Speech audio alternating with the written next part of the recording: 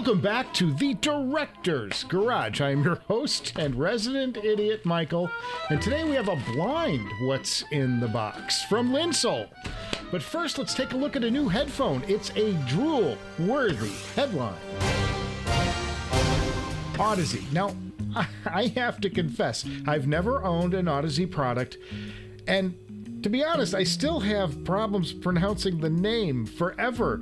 I thought the name was pronounced Audeze, so I could, the Audeze LCD, the Audeze. And loser. I'm a goober, but I came close to purchasing their headphones a few times. I was tempted by the LCD2, the LCD3.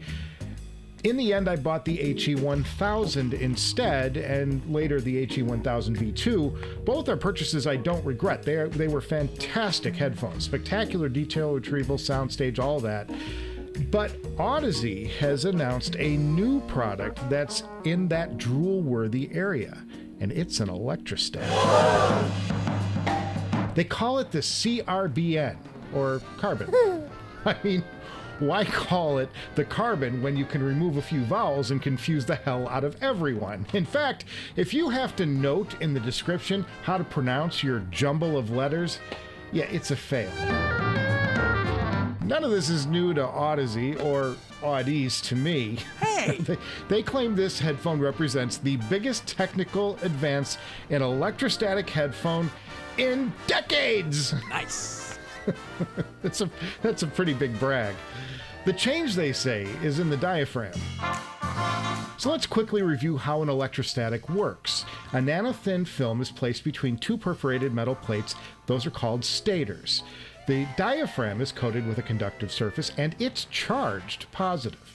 The stators are where the force is applied. Positive and negative charges push and repel the diaphragm toward and away from the stators, producing a sound wave. Now, this happens at a blazing speed, giving electrostatics a level of detail untouched by other technologies. But it comes at the sacrifice of outstanding bass response, because the diaphragm can't move great distances to produce a quality low sound wave. Where Audeze is claiming a breakthrough is on the composition of the diaphragm between the stators. They're calling it a polymer film with carbon nanotubes. I don't know. Nanotube. I mean, it sounds really impressive, though. As told, this technology came out of their work on a headphone for patients to use while inside of an MRI tube, which is pretty heady stuff. I mean, if you're building stuff that makes people who are suffering make their life, their experience inside of these scary machines a little bit better, you're doing pretty good stuff. And there was even noise canceling technology built into that weird looking headphone. It could have no metal parts in it though, which is kind of interesting. But this nanotube tech in the hi-fi version of this headphone, it avoids the need to plate the diaphragm, and that has produced, apparently, big gains in uniformity in construction. Now, they claim accurate low-frequency performance. Well, as you know, this has been my complaint, among other things, with the stacks to date. The low-frequency response is nearly missing to my ears. But I would also note that they say accurate bass response, not exceptional or remarkable. Some language like that, because that would indicate that they've somehow found a way to crush the bass in an electrostat. How killer would that be? But it sounds to me like this is still on the reference side and not bass head, if I'm reading the tea leaves correctly.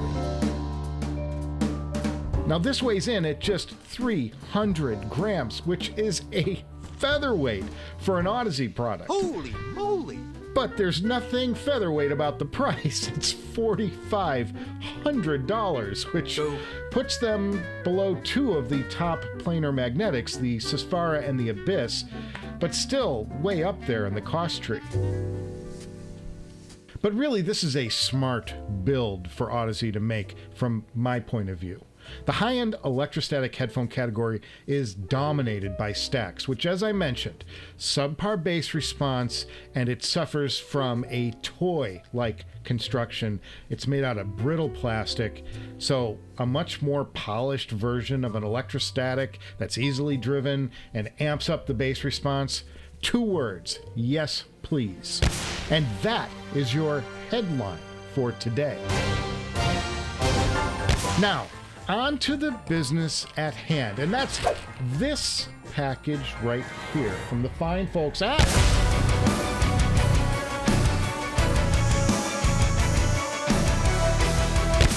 Linsoul. It's a blind. What's in the box? And here's how it works. Linsoul sends me something, but they don't reveal what it is. And we are opening it for the first time together on camera. It's some live action. These are my favorite videos to do because we truly do not know what will happen. This could be a $50 product, it could be a $500 product, or it could be a $5,000 product. Let's do it!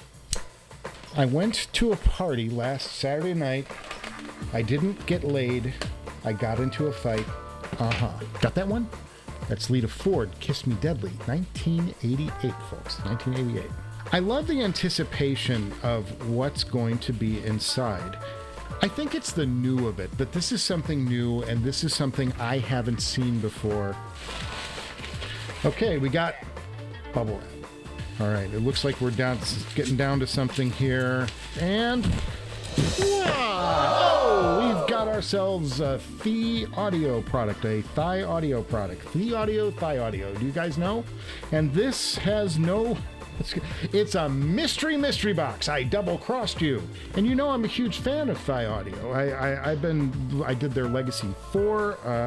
I just think they're fantastic products. And again, this Asian invasion of headphones is perhaps the most exciting thing that's going on in the entire hobby right now, because it's driving costs of these exceptional sounds lower and lower to a more affordable level for all of us. That's a great thing. So it looks like it's your standard sleevey case as seen on TV.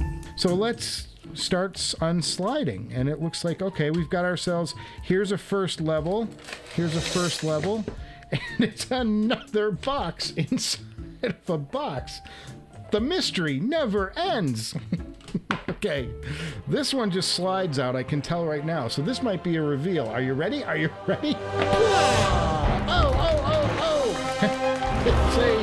It's a blue headphone for Thieaudio. It's really pretty. These are really nice, but I still don't know what the hell we're looking at. I'm the worst reviewer, and it's another review that's just gone to shit. All right, let's see if we can investigate. Is there something in here that will tell? Oh, wow, nice case. I'm just sorry, it's like squirrel. Nice case. This is like a mini Kinera case. This is a step up. They leveled up on this one. And look, folks, again, color coded. I was talking about that last episode. Very important. Okay, I'm dying to know what the hell it is we're looking at today. Is there something, there's nothing that says, oh. Look, okay, right here, look at this. Legacy 2. This is the Thieaudio Legacy 2. Yes, the Thieaudio Legacy 2. Have mercy. Not the best branding, Thieaudio. Okay. Okay, this is like a swirly sky thing going on. I gotta tell you, the latest round of graphics on these headphones are inspiring. I mean, you can't, I'm gonna do it in the B-roll, but these these look like a dream. It's like a cloud surf dream. You want to take a swim in these things or something, man. I'm like, this is awesome. Okay, so we know we have a Thieaudio Legacy 2, and that would mean that there are 2 drivers, I'm sure, because that's the way all these Thieaudio products seem to work. I'm guessing that this is going to be a $100 set, maybe a $125 set. I'm not really sure, and the only reason I say that is because I know that the 4s were about $200, $225 somewhere in there, and so this is half the driver. So logically, I would expect this to be about half the price. Okay, and that's all there is in this thing. I mean, inside here you've got some tips. They don't specify what brand they are. I see no product card anywhere, but I'm going to go ahead and push the prize out here. And it's a translucent blue. Look at that shit. These are beautiful. These, I actually prefer these to the Legacy 4 for looks. I think these are spectacular. And I'm looking into the translucency here, and I see a little circuit board in there, so that's probably the crossover. And I'm guessing there's a dynamic driver, from what I can see, and a balanced armature. That's what it looks like to me from just trying to look through the blue and decode these things. Woo! These look good. Let's talk cable for a second.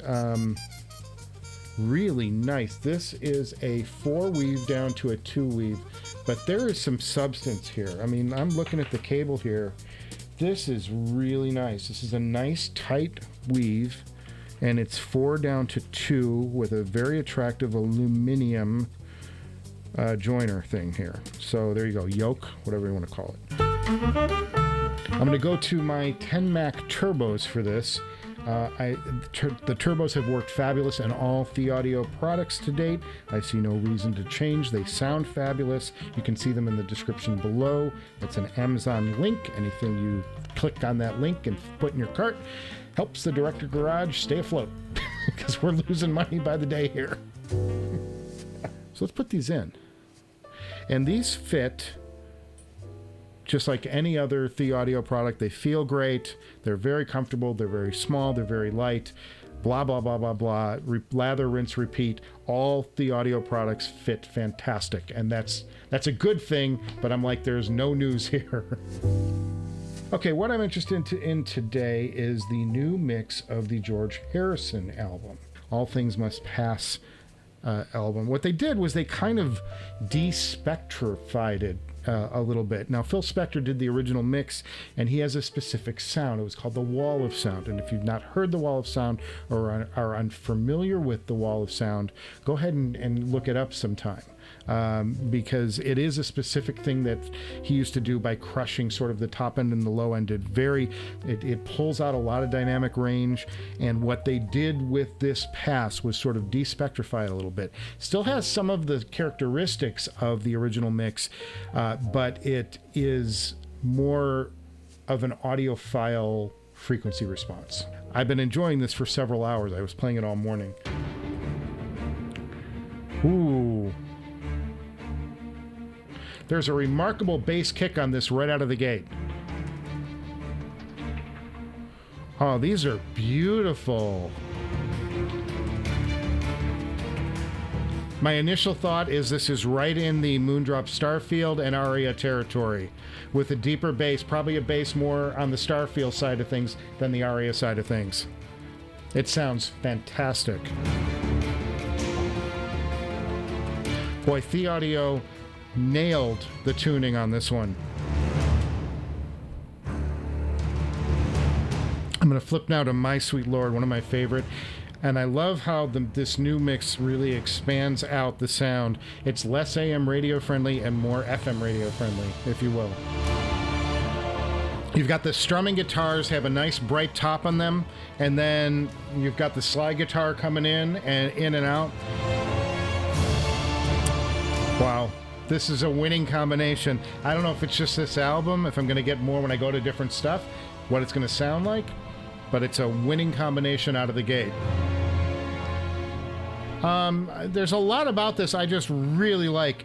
I'm going to have to go to a different track, though. Let's go to some jazz, because I really want to hear instrumentation and what it's doing. Next, I'm going to go to Wynton Marsalis and a beautiful album of his called Hothouse Flowers. Gorgeous stuff here. And this is his version of Stardust. And this has an orchestration to it along with the jazzy feels of Wynton. Initially, I actually prefer the Legacy 2 over the Legacy 4. There's something going on with the synergy of the treble driver and the bass driver. There's some magical synergy where they're stitched together perfectly and providing a beautiful overall picture of what the music is being presented. Oh man, his horn is just cutting through the mix beautifully. So expressive. And it's set in this orchestration that's very moody and sultry. This is a beautiful song. Okay, I'm going to get into a couple of more audiophile standards for me. I'm going to check their bass response real quick with some Los Lobos. Oh yeah, oh my god, it's thumping, kicking bass. Beautiful. Now, this track may be leaning a little bit on the bright side. Okay, gonna go to Otis Redding. This is the Memphis stack sound. Oh, it's buttery smooth. Buttery smooth stuff. Great imaging, great imaging. Spot on. Guitars over here, horns over here. Oh my god. These are fantastic. What a great experience. They're more reminiscents to me of the Blessing to Dusk than they are the Moondrop Starfield. I mean, I could just be bad memory, but I would love to do a little shootout. Certainly with the Starfield and the Aria.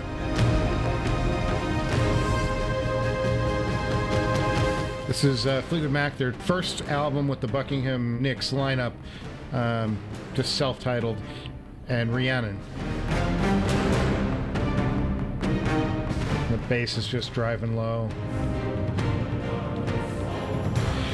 There's not a lot of body to mix snare. The bass drum's got a lot of body to it. Maybe if there's like where I would start picking apart flaws is the snare doesn't have a lot of body to it, and I've heard this song where the snare just punches, like it's got guts underneath the brisk crispness of the snap. I'm picking it apart though. I mean, overall, here's Say You Love Me. There's a little more authority on the bass, on the snare drum on this track. Interesting. This is a song where you'll get that congestion in the mids when all of the harmonies blend. If a headphone isn't fast enough, and I've heard this on several, including the Mest, you'll get a little breakup in the mids on their vocals, and I'm not hearing that here. I'm not saying that these are a perfect headphone.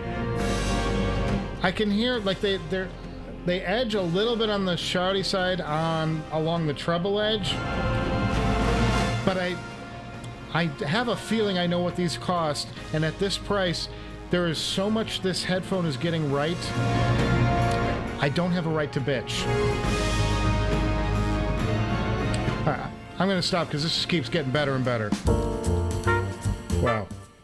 You know, people say all the time, well, why don't you compare them to the Sultan, or why don't you compare them to the, like put them in some absurd category. You have to, you gauge what you're reviewing by what you would expect of an IEM or a headphone at a given price point. And I'm going to look these up real quick because I don't know exactly what they cost, but we're going to find out right now. $99. Well, whistle me, Dixie. Well, $99 is a steal for these, so my short take is yes, recommended. My more curious take is, how do they compare to the Starfield? How do they compare to the Aria? Because these are slamming good. Slamming good. It's a nice, natural mid. It sounds like good balance in the treble, maybe a touch edgy at times here and there, nothing really bad, and sub bass is tremendous. Just a great headphone. Now I want to look up what these are made of, and featuring closeback 10mm beryllium dynamic driver. That is first of all, beryllium, that would explain some of the speed, because beryllium is what they use on the Focal products. So it's a beryllium dynamic driver, 10mm, which is the same size of the driver in the Starfield. And they say it takes the biggest leap in bass performance, and I cannot argue with that. This is a really good new bass driver combined with a tried and tested and tried and true Knowles balanced armature. And bravo, great job. $99, folks. $99 will give you an audiophile experience. And look at the presentation of this compared to the Starfield. This is like next level. This is beautiful. And I still like the Aria's graphics probably even better than all of them because it's flat black. It fits me better. But this is a spectacular product. And my hat's off to Linsoul. And thank you to Linsoul for sending that to me. So I hope you enjoyed our look at the Thieaudio Legacy 2. Quite a remarkable set. And I have to thank Lillian Dang at Linsoul for sending these our way. Another spectacular product coming our way from Linsoul. Next up, I'm going to have a Grado episode. We're going to do a quick comparison between the SR80 and the SR225 and figure out if the 225 is worth the extra dough. And folks, we have a giveaway coming soon. Very, very, very, very soon. We are one subscriber away from the magic 2,000 subscribers. Hit that bell and you will be informed when the next video drops. And you also won't miss when I make that big announcement. It's free shit, folks. Doesn't get any better than that just for hanging out with me, your resident idiot. Check out the Director's Garage sale down below because I've got a few new items in there, including the mighty Mest, my Mest 1.0 that lost the shootout. I'm going to go ahead and put that into another home now because I've had those for a long time in Director's Garage years. It's like dog years for gear. You know, anything that's been here over a year, it's like, well, it's getting roots. We gotta move it on. Give this episode a thumbs up if you enjoyed it. Yes. Otherwise, you know, give it the whole other thing if you think I totally chunked it as usual. Shut up. Thanks. I can't say I blame you either way, but I will see you before you know it.